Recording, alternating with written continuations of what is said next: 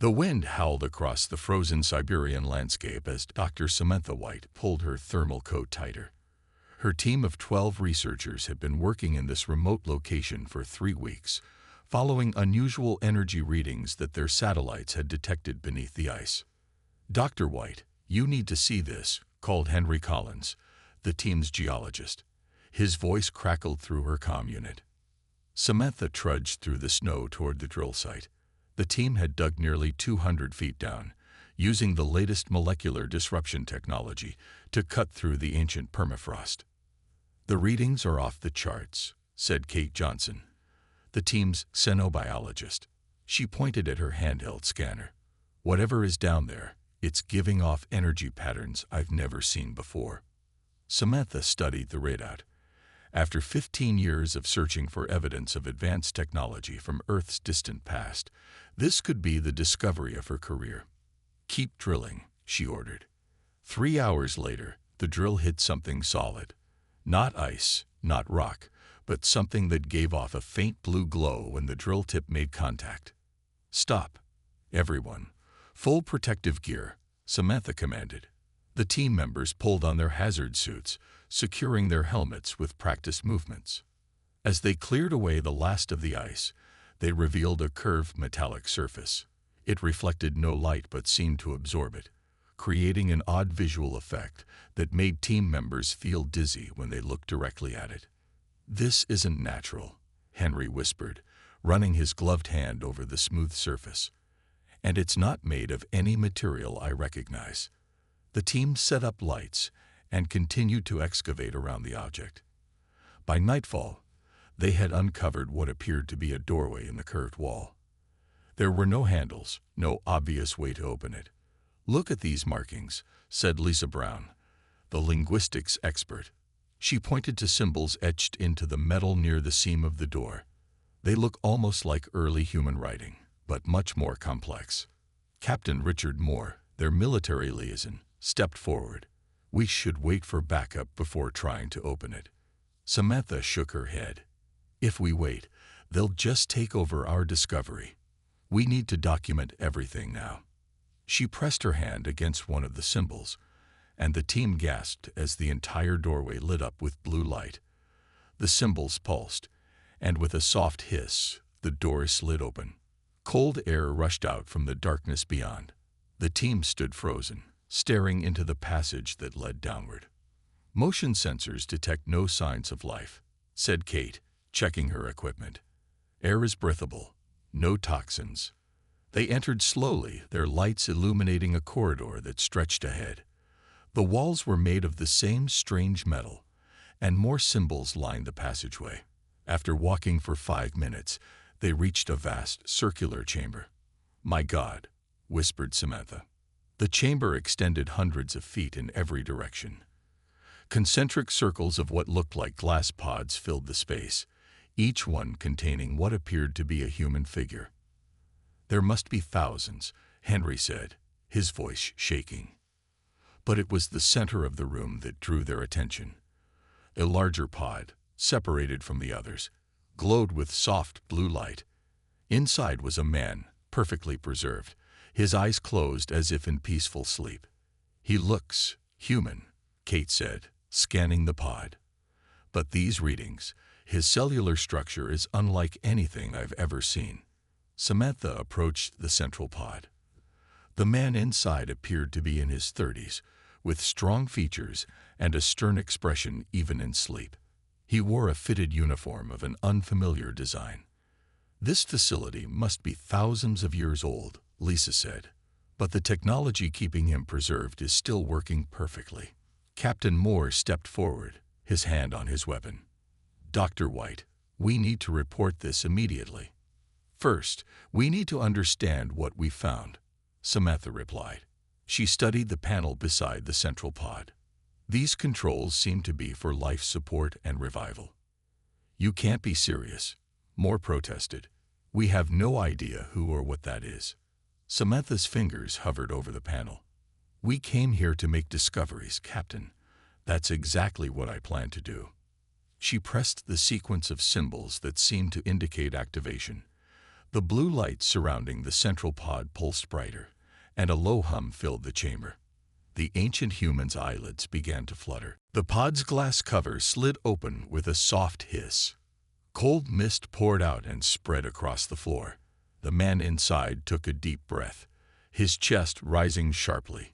His eyes opened, revealing irises that glowed with the same blue light as the technology around them. Everyone stepped back as he sat up.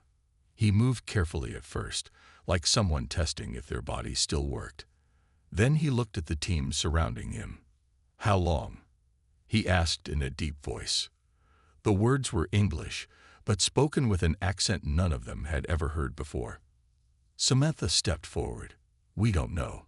This facility appears to be thousands of years old." The man nodded as if this was expected.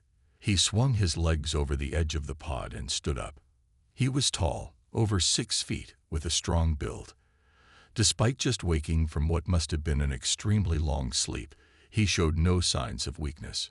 "My name is Adam Wright," he said, studying each of them. "Commander of the Last Defense." Lisa Brown, the linguistics expert, moved closer.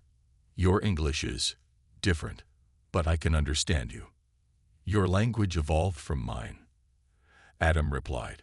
He walked around the central platform, stretching his limbs. "My systems indicate I have been in stasis for 50,033 years. The team exchanged shocked glances. "That's impossible," said Henry. "Human civilization as we know it didn't exist that far back." Adam smiled slightly. "Your history is incomplete, geologist. My civilization was far more advanced than yours is now." "How do you know I'm a geologist?" Henry asked, alarmed. "Your tools, your stance, the way you examined the walls when you entered." Adam gestured to the thousands of pods surrounding them. "And these are my warriors, 10,000 of Earth's finest soldiers, preserved to face an enemy you know nothing about." Captain Moore stepped forward, hand still near his weapon. "What enemy?" "We called them the Void," Adam said. "They come from beyond the stars, harvesting advanced civilizations on a cycle of approximately 50,000 years." He looked at the captain's uniform. "You still organize into military units. Good. You will need them." Samantha approached Adam cautiously. "You're saying your civilization was destroyed by these Void?" "Nearly destroyed," Adam corrected. "We knew they would return, so we prepared this facility and others like it around the world. I was chosen to lead the response when they came back." He studied Samantha closely. "You lead this group?" She nodded. "I'm Dr. Samantha White, synorchaeologist." "Show me your world, Dr. White," Adam said. "I need to know what I'm defending." Kate approached with a scanner. "May I?" "Your biological readings are unusual." Adam held out his arm. "I am enhanced. All of us are. My civilization learned to improve the human form through genetic engineering and nanotechnology." Kate's scanner beeped rapidly. "Your cellular regeneration is off the charts, and there are structures in your blood I've never seen before." "What about the others?" Samantha asked, looking at the thousands of pods. "When will they wake up?" "When I give the command," Adam said. "Each warrior was specially chosen and enhanced for this mission. They represent the best minds and bodies of my time." He walked to a control panel and waved his hand over it. A holographic display appeared, showing Earth and its solar system. "What year is it by your calendar?" he asked. 2487, Samantha replied. Adam entered the information, and the display adjusted. "Then we have less time than I thought. The scouts will arrive within 3 months." "Scouts?" Captain Moore asked. "The advance force," Adam explained. "They prepare the way for the main fleet." He turned to face the team. "Your world has forgotten us, but the enemy has not forgotten Earth." Lisa studied Adam's uniform. "These symbols, they're similar to ancient writing found in caves around the world." "Records we left behind," Adam said. "Warnings." He walked toward the chamber's exit. "Take me to your leaders. I need to see what Earth has become." and how ready you are for what's coming." As they led him out, Adam paused and looked back at the sleeping warriors. They dreamed of a future worth saving.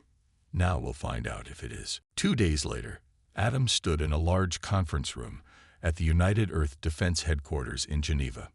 Maps and screens covered the walls. Military and government officials from around the world sat around a long table, staring at him with a mix of wonder and fear. "I've shown you the data from our facility," Adam said. "The void will return. They always do." General Frank Peters, commander of Earth's combined military forces, leaned forward. "We have no proof these aliens even exist. Just your word." Adam walked to the main screen and placed his palm on it. The screen flickered, then showed images that none of their computers could have produced. The images showed massive black ships shaped like jagged stones, hovering over burning cities. "This was Lima, in what you now call Peru," Adam said, 3 days before we launched our last counterattack. Dr. White, who had been invited as the lead scientist, pointed to strange energy readings at the bottom of the screen. "Those patterns match what we detected at the facility. My civilization reached further into space than yours has," Adam continued. "We had colonies on Mars, Europa, and beyond. The void destroyed them first, then came for Earth." "If you were so advanced, how did you lose?" asked a Chinese official. "We weren't prepared for their method of attack," Adam replied. "They use a form of energy your science doesn't yet understand.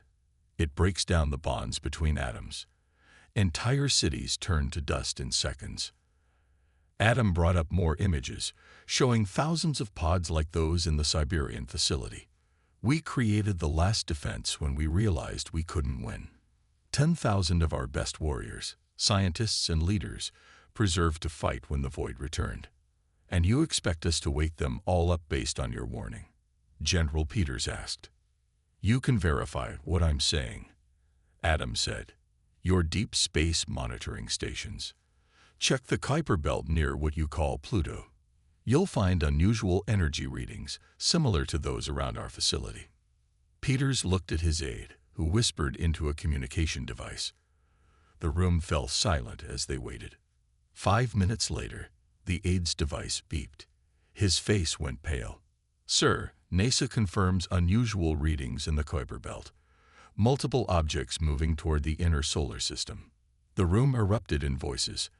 Adam stood calmly in the center. "How many objects?" Peters demanded. 7, sir, moving faster than should be possible." Adam nodded. "Scout ships, exactly as I predicted. They'll be here in 3 months to assess your defenses before the main fleet arrives." A woman in a lab coat stood up. "I'm Dr. Lisa Brown from Samantha's team, the linguistics expert. I've been studying the data archives we found at your facility. They show technology we can barely understand. Because your science took a different path," Adam said. "You focused on digital technology. We focused on manipulating the fundamental forces of reality." He walked around the table. "My warriors aren't just soldiers. They're the preserved knowledge of my civilization. Engineers who built city shields. Scientists who developed weapons that could harm the void. Pilots who could fly between stars." "What exactly do you want from us?" Peters asked. "First, permission to wake my second-in-command and key officers. Then, access to your military resources so we can begin preparing Earth's defenses." "And if we refuse?" a Russian general asked. Adam looked at him steadily. "Then I'll watch with you as your cities burn, just as mine did." Samantha stood up. "I spent my career searching for evidence of advanced ancient human civilizations. Everything Adam has told us matches anomalies we found but couldn't explain. I believe him." Peters rubbed his face tiredly. "If these scouts are coming, what can we possibly do in 3 months?" "More than you think," Adam said. "My warriors were enhanced and trained specifically for this fight. But we need to start now." He pulled up an image of Earth with several points marked around the globe. "These are the locations of other facilities like the one you found. Smaller, but containing key technologies we'll need. Peters stared at the map, then at Adam. Finally, he nodded. Wake your officers. God help us if you're right. Adam's blue eyes seemed to glow slightly. God had nothing to do with our survival last time. This time, we'll be ready for them. Back at the Siberian facility, Adam stood before the central control panel. Dr. White, General Peters, and a small team of scientists and military personnel watched from a safe distance. The vast chamber hummed with energy as Adam's fingers moved across the controls. I will wake only 5 of my officers first, Adam explained. We need to test the revival process after so many years. He selected 5 specific pods from the thousands in the chamber. The pods lifted from their positions and floated toward the central platform. How is that possible? Whispered one of the scientists. There's no visible propulsion system. Gravity manipulation, Adam said, his enhanced hearing catching the question. A basic technology in my time. The 5 pods settled in a circle around Adam. Blue light pulsed through tubes connecting them to the central system. The covers slid open with the same hissing sound as Adam's had. First to rise was a tall woman with short dark hair and the same stern expression as Adam. She sat up smoothly, her eyes glowing briefly blue before returning to a deep brown. Commander, she said to Adam. Status report. As expected, Grace. Adam replied. 50,000 years, minimal drift. Commander Grace Miller stepped out of her pod, showing no sign of disorientation. She looked at the modern humans with sharp, assessing eyes. Our hosts, she asked. Allies, Adam assured her. They'd verified the Void's approach. Scout ships will arrive in less than 3 months. The other 4 warriors awakened quickly. Each moved with the same unnatural grace as Adam and Grace. They spoke briefly in a language none of the modern humans recognized. Colonel Steve Wright approached cautiously. I'm the military liaison assigned to your revival operation. Grace looked him over. Your weapons are primitive, projectile-based. Steve nodded uncomfortably. We have energy weapons too, but they're mostly experimental.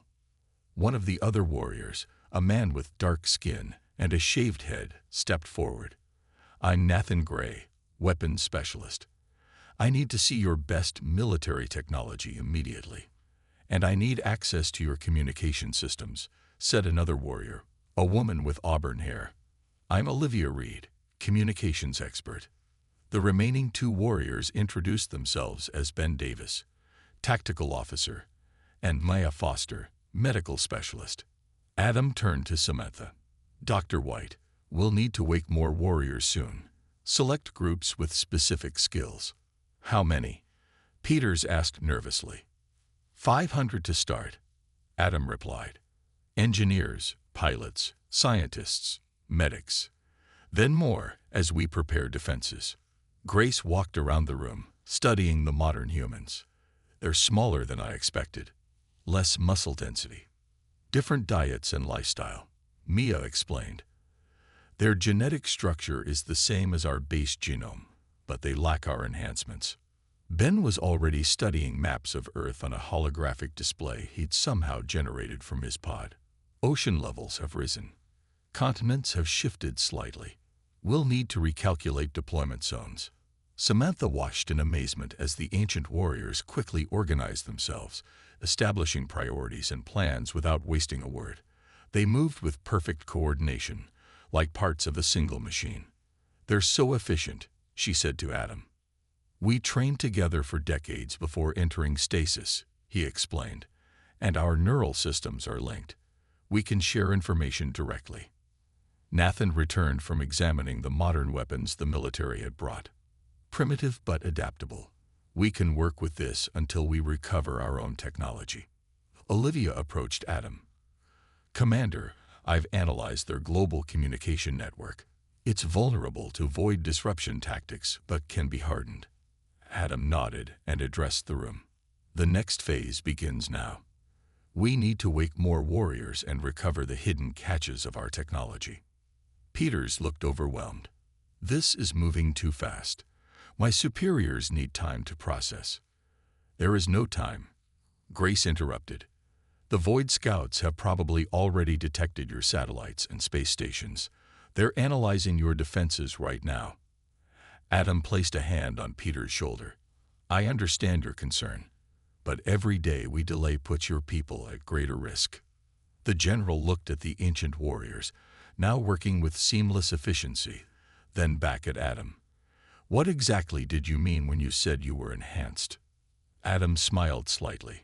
Perhaps it's time for a demonstration. Adam led General Peters, Dr. White, and several military officials to a large open area outside the facility. The snow had been cleared away, revealing bare ground. The 5 awakened warriors stood in a line facing them.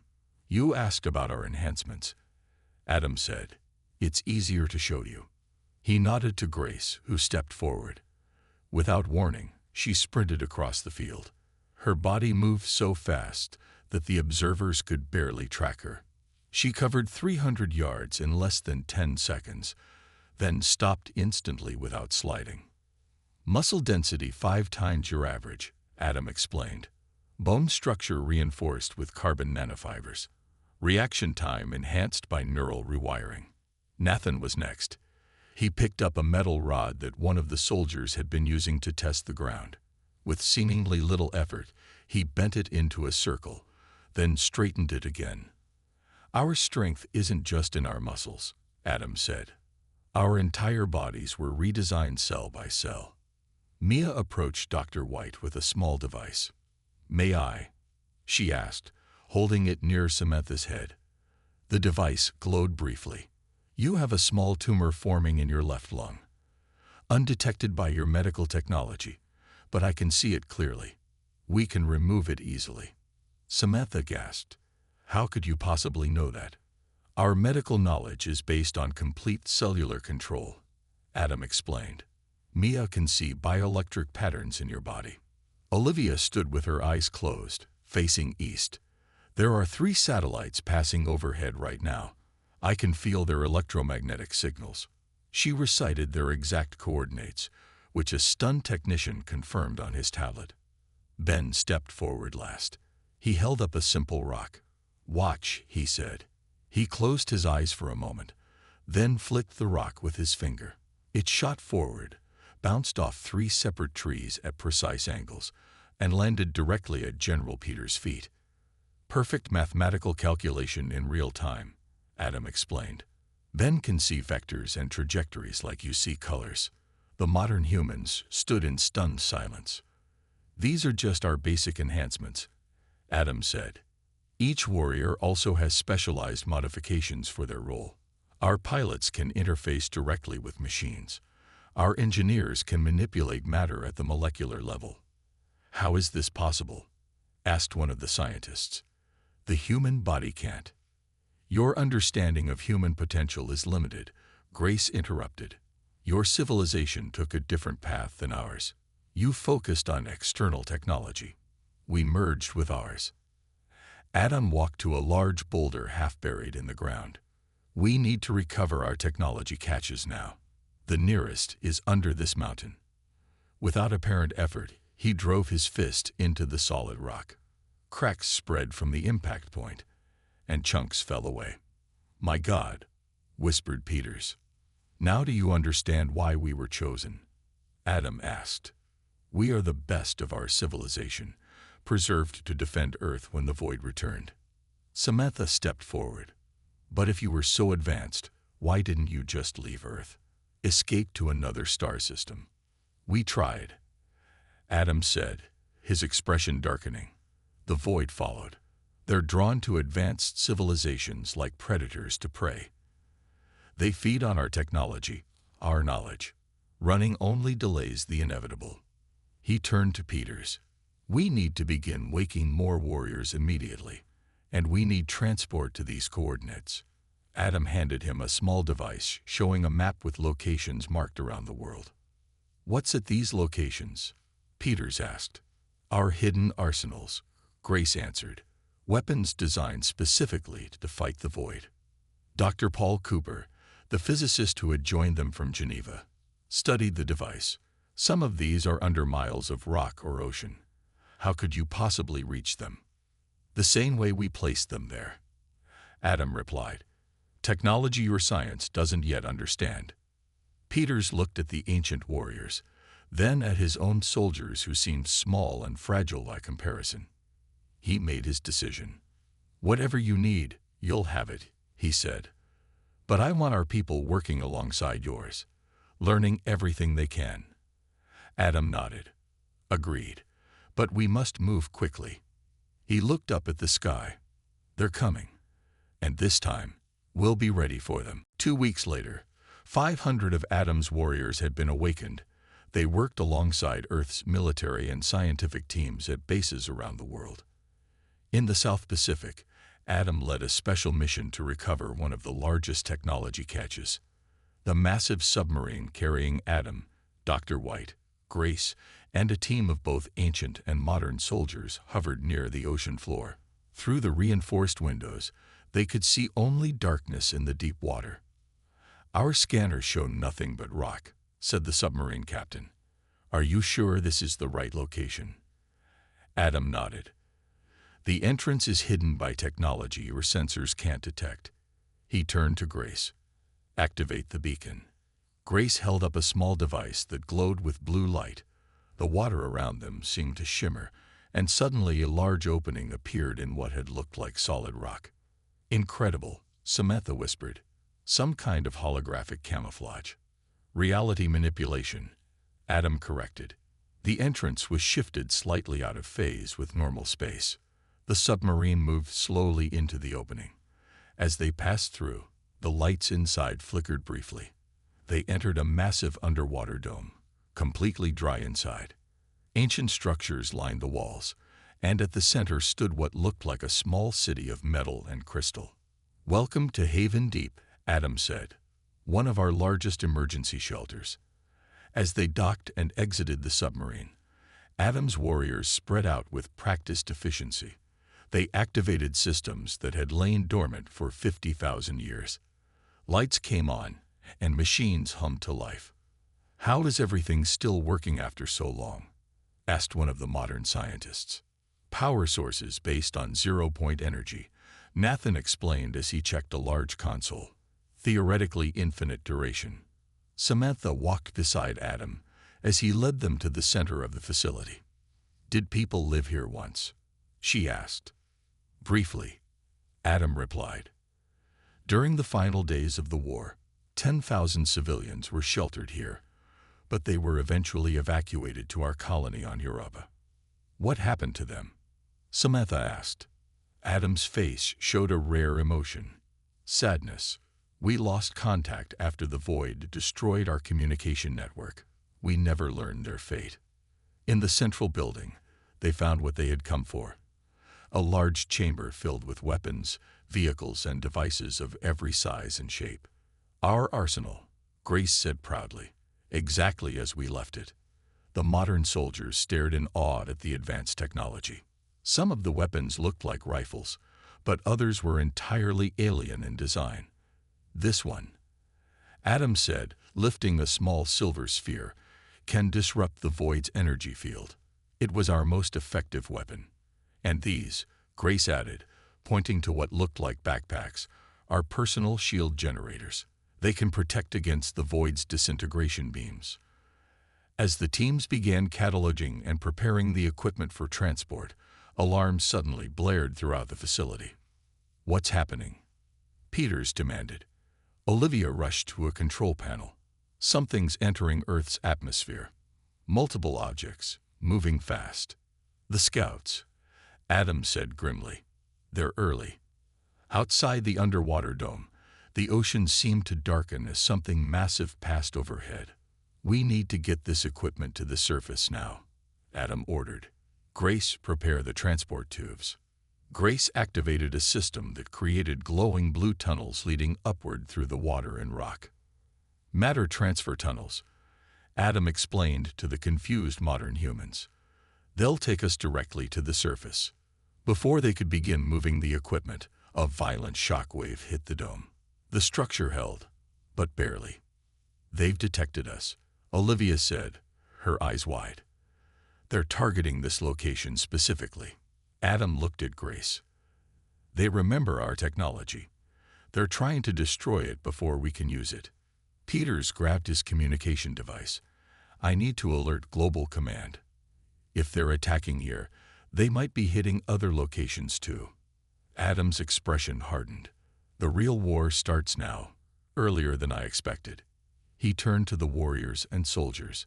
"Move everything through the transport tubes immediately. We fight back today." The ancient warriors moved with calm precision despite the danger. Each carried impossible weights of equipment toward the glowing tunnels. Samantha stood beside Adam as he watched a large screen showing the surface.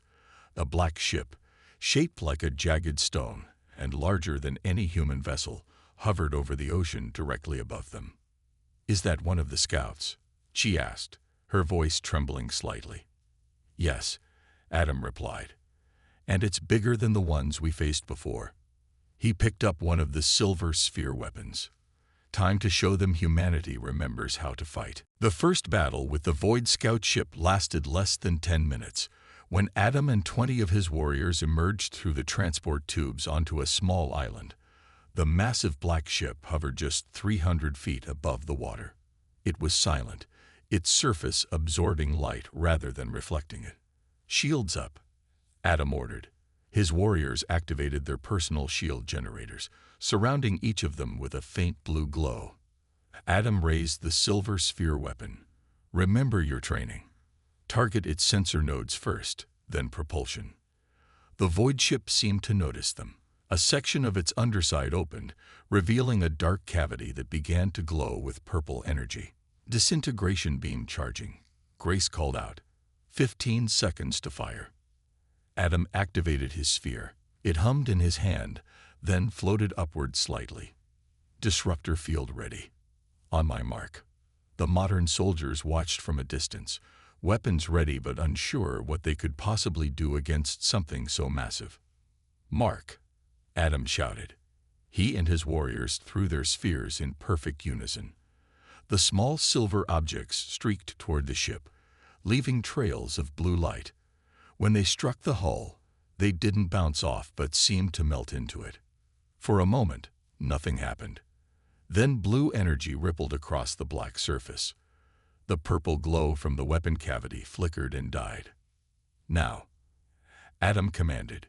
His warriors raised their arms, each holding what looked like small rods.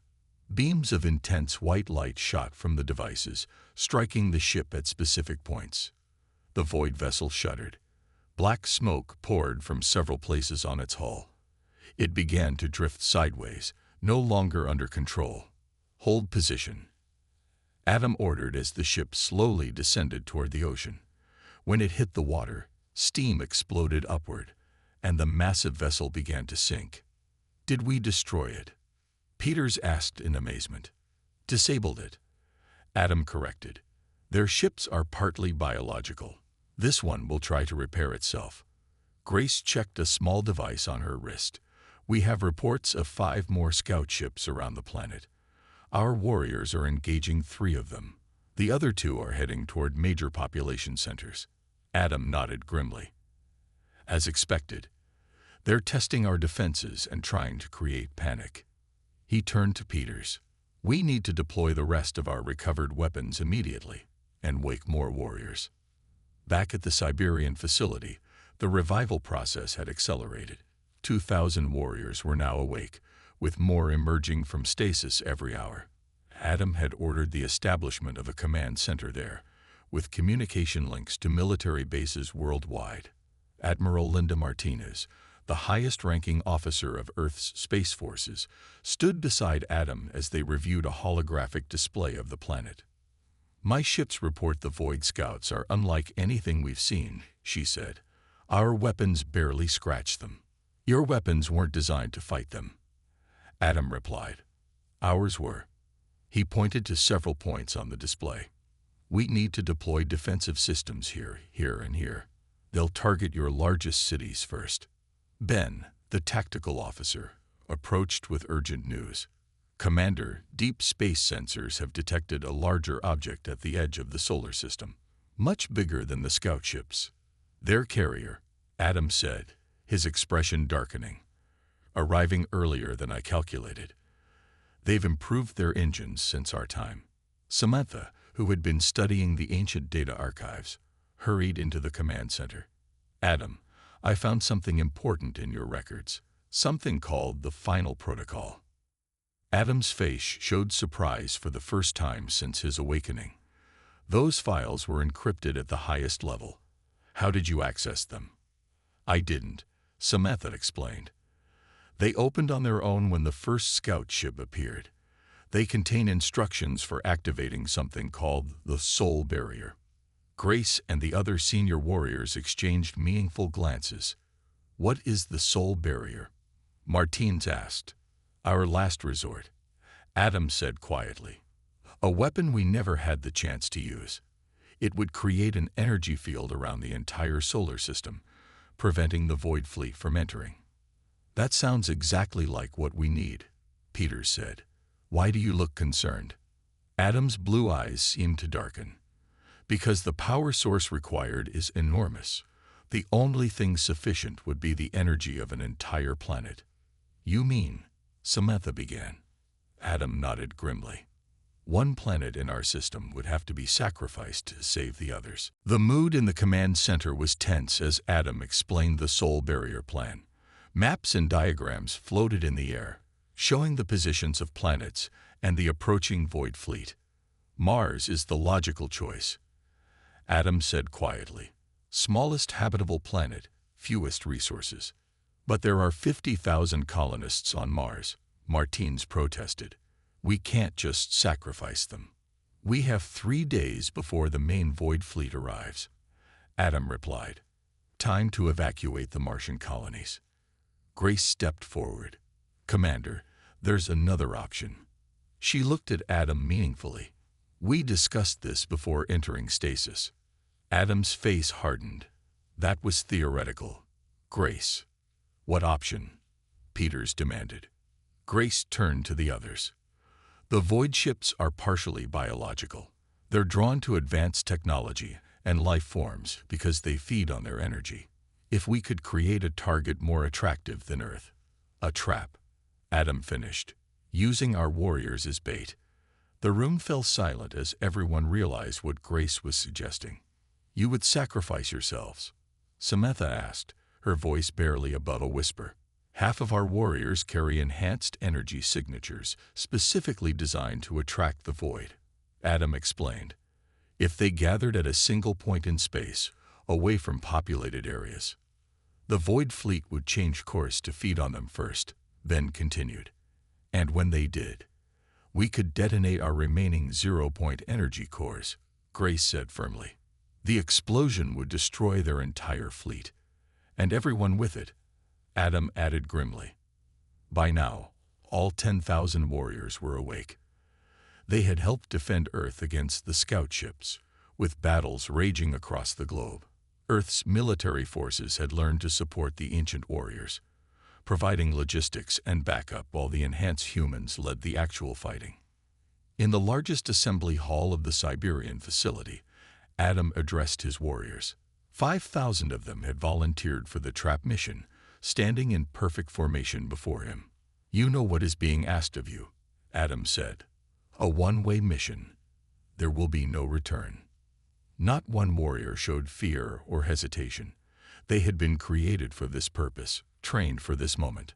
Outside the hall, Samantha stood with Peters and Martinez, watching on screens. I've never seen such courage, Martins whispered. They were made for this, Samantha replied. Every cell in their bodies was designed to fight this enemy. Inside, Adam continued addressing his warriors. The rest of us will remain to defend Earth, in case any of the void ships break through. We will guard this planet as we swore to do. Grace stepped forward. I will lead the trap mission. Adam shook his head. No, Grace. I will lead it. You will command our forces here. A murmur went through the warriors. This was not the plan they had expected. Commander, Grace protested. You're needed here. Adam smiled slightly. What is needed is for humanity to survive, both our version and theirs. He looked at the modern humans watching from outside. They have potential. They took different paths than we did, but they've survived. They deserve their chance. 3 hours later, 5,000 ancient warriors boarded ships equipped with the recovered technology. At their center was a massive zero-point energy core, powerful enough to create an explosion that would ripple across half the solar system. Adam stood with Samantha at the launch site. "I still don't understand," she said. "Why were you created? Why go to all this trouble instead of just trying to escape?" "Because running never ends," Adam replied. "The void would follow humanity wherever we went. My creators believed the cycle had to be broken." He placed a hand on her shoulder. "Now it's your turn to carry humanity forward." "Will we ever see you again?" Samantha asked, though she knew the answer. Adam smiled. "Look for us in your history. In the stories of gods and heroes that walked the earth. We were there before, watching over humanity. And in some way, we always will be." The ships rose silently into the night sky, carrying Adam and half his warriors to their final battle. On Earth, Grace watched them go, then turned to her remaining warriors. "Prepare the defenses," she ordered. "One way or another, today the cycle ends." 3 days later, a light brighter than the sun briefly appeared between Earth and Mars. When it faded, the Void Fleet was gone. Earth was safe. Humanity had survived because an ancient human and his 10,000 warriors had kept their 50,000-year promise.